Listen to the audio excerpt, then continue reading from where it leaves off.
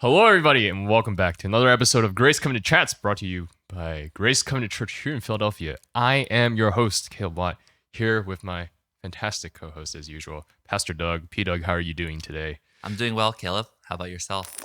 Not bad, because we are starting something new sermon series. Doug, would you like to tell us about it? Yeah, so we are starting a series called Living in Relationship. I know, whoa. It took me a while to come up with that title, honestly. I do not like coming up with sermon titles. I mentioned this at a Sunday message, but if you have ideas for titles, because I would love to crowdsource that as well. Chat GPT or Yeah. GPT. Oh yeah, I should just I should try that out. Like, give me a sermon series title. Give the parameters, relationships. It'll probably pop out like relationship goals or something like that, which is already trademarked, I think. So I can't take that. Something very trendy. Yeah. Squad goals. Yeah. But anyway, so we're starting a series, Living in Relationship. And the idea behind it is that we want to look at the different types of relationships in our lives and think about how we can improve them, how we can make them healthier. Because the reality is we are very much affected by the relationships that we have. The people in our lives have an impact on our lives, and to not recognize that or to deny it, that is just lying to ourselves. Because our identity is not just like a me thing. Our identity in many ways is defined by the people who surround us. And we want to look at that. We want to look at relationships. And also we want to look at why it's important to have deep relationships. The sad reality of our culture is that we have ways out now. Older generations, like, you couldn't get out of it, right? You always had to be in relationship. When you go to work, you have to be in the same place as like your coworkers. You don't just stay at home because there's nothing to do at home, for most of like human history. You have to go places, you go out, you have to interact with people, you have to go to stores and all that kind of stuff. But in our days, we've been enabled to be able to spend so much more time in our homes, in our rooms. We can work, right, remotely. We can work from our homes. We can shop in our homes. We can go to school even, in our homes nowadays. And we have less need to actually interact with people. And there's more things to do in our rooms. We can watch TV and movies. We can go to social media. We can pretend to have relationships even by like chatting or sharing pictures and things like that. But all of that isn't real relationship. And the reality is our generation is very lonely. We crave relationship, but we don't actually have the skills and the abilities to do it because we haven't practiced the skills because we haven't so many opportunities just to be by ourselves. And so I want us to think about these relationships and how we can actually make them more meaningful to us because we need relationship. God even said when he created man, right? The only thing he said that was not good, that is not good for man to be alone, right? Everything else in the creation story, God said, good, very good. But the only time he said not good was when talking about man being alone, right? It is not good for man to be alone. Right. What is good is for people, humans, to be together in relationship. And so we need to talk about this. We need to help people to understand how to have, good, healthy relationships in our lives. Right, because there's an aspect of it where it's like highly necessary, right?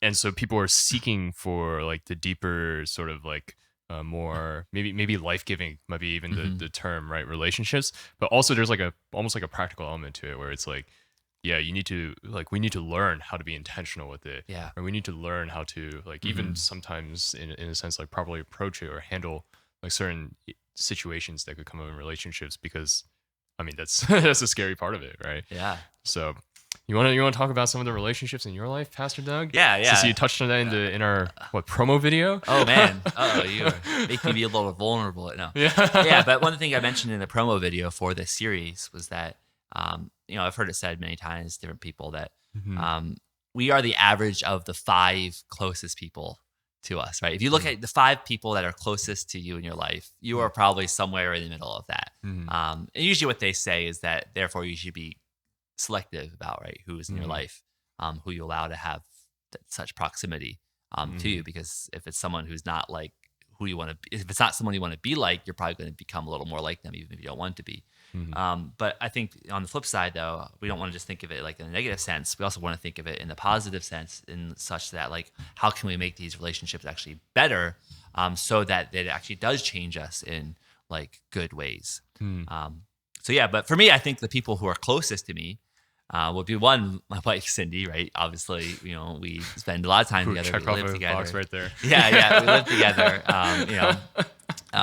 My kids are also there, though. Hopefully, I'm not like the average of them because yeah. Benji's pulling you down, you're pulling him up, right? Yeah, well, yeah. Hopefully, I'm pulling him up, but yeah, I might be. Yeah, my kids might be pulling me down. That might be a true story. But anyway, yeah. The staff, because we work together pretty closely, we see each other a lot throughout the week. And then I have friends, right? I have other pastor friends, other like people across AMI, then other friends in my life as well. So I'd say, yeah, the closest ones for me would be like, yeah, like my wife and family, my my like coworkers, the other staff, and then friends. And I think many people would probably have similar type of relationships in their lives. How about you, Caleb? How about me? Whoa. I feel like, especially as like a recent grad, that's like a hard question to answer, right? Like I know we talked a little bit about this, or you brought it up like like an hour ago when we were talking about this episode. But like in the hour since, I'm like, how do I define this, right? Because like you're like, as a recent grad, I feel like I'm still in the limbo, and maybe this touches a little bit on the like seasonal nature of like some Yes. friendships, right? Mm-hmm. I'm like still in a limbo where like I like coming out like in college, I was very close to some people, but now I don't see them anymore. So it's like we're not necessarily like distant. Yeah. We're not into old friend stage yet. We still talk every once in a while. So it's like, but I don't, they're not as close as before. Maybe my new community, because again, I am not new to GCC, but GCC as my primary community is new to me, right? If that makes sense.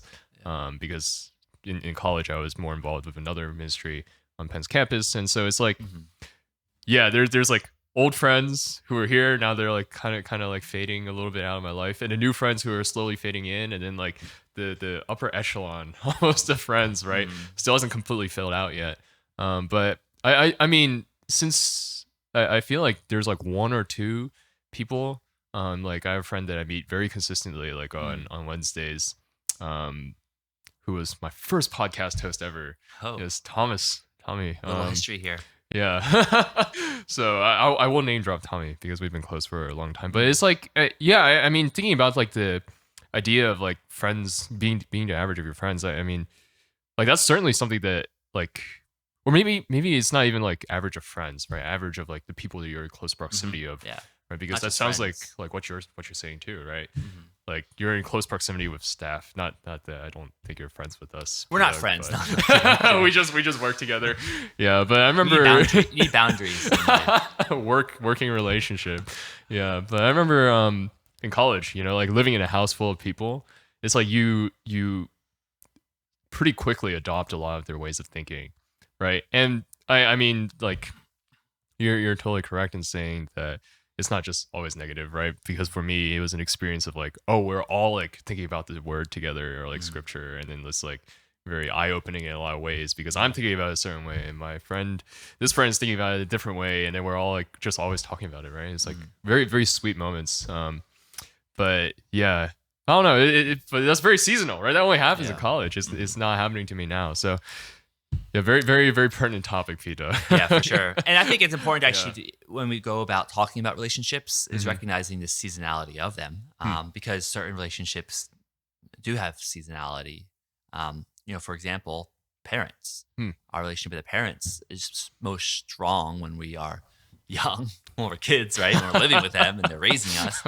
And then over time, it sort of wanes. And actually, one of the things that I want to talk about is how we can actually, I don't know, like relinquish like the power they have in healthy ways, right? Yeah. There's two opposite sides of that spectrum with parents. It's like, one is they control your life even well into your 20s and possibly even 30s, which isn't good. And on the other side is like you reject them and you run away and like don't allow them to speak at all into your life. There's a healthy sort of middle ground that I'm hoping that we can navigate, where we allow them to have like a voice in our lives and to impact us, but we also recognize that we're adults, and that they shouldn't have the same level of control.